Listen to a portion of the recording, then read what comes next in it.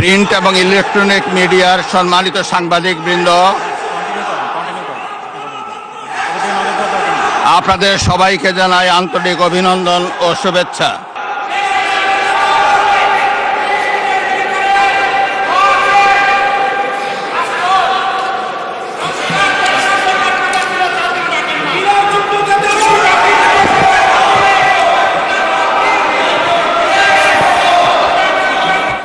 মাননীয় সদস্যবৃন্দ, সংসদের শৃঙ্খলা রক্ষা করুন।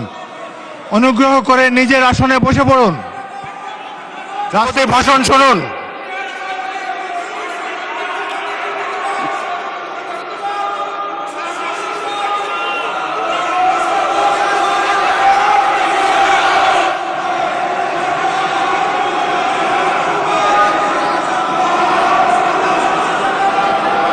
বিসমিল্লাহির রহমানির রহিম। সম্মানিত সংসদ নেতা ও প্রধানমন্ত্রী, জনাব স্পিকার ও ডিপ্টি স্পিকার, হিজ এক্সেলেন্সিস,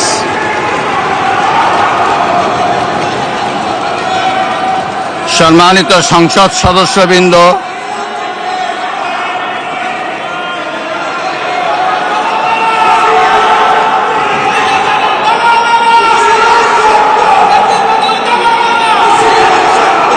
আমন্ত্রিত অতিথিবৃন্দ,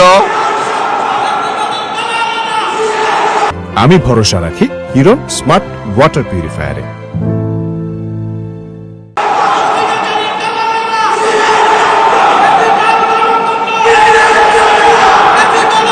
প্রিন্ট এবং ইলেকট্রনিক মিডিয়ার সম্মানিত সাংবাদিকবৃন্দ,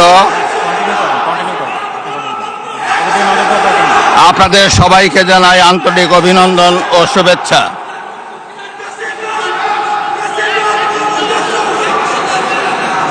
জনাব স্পিকার,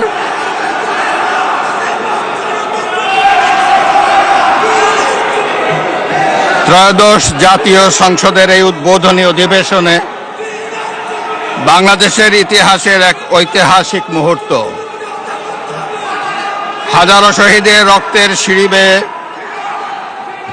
দীর্ঘ ১.৫ দশকের ফ্যাসিবাদী শাসনের অবসানের পর একটি শান্তিপূর্ণ, অবাধ, সুষ্ঠু ও নিরপেক্ষ নির্বাচনের মাধ্যমে নির্বাচিত প্রতিনিধিদের নিয়ে এই মহান জাতীয় সংসদের যাত্রা শুরু হয়েছে।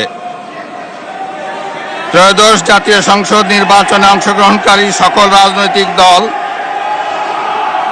আইন শৃঙ্খলা রক্ষাকারী বাহিনী সহ প্রজাতন্ত্রের কর্মচারীদের নিরলস পরিশ্রম এবং নির্বাচনে অংশগ্রহণকারী সকল রাজনৈতিক দল ও ব্যক্তি, আন্তরিক উদ্যোগ এবং সাধারণ জনগণের স্বতঃস্ফূর্ত অংশগ্রহণ গণতন্ত্রের ইতিহাসে একটি উজ্জ্বল দৃষ্টান্ত হয়ে থাকবে।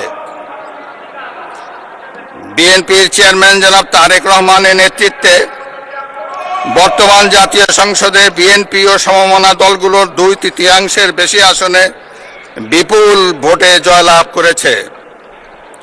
জাতীয় সংসদে একটি শক্তিশালী বিরোধী দলের পাশাপাশি কয়েকজন স্বতন্ত্র সদস্য রয়েছেন।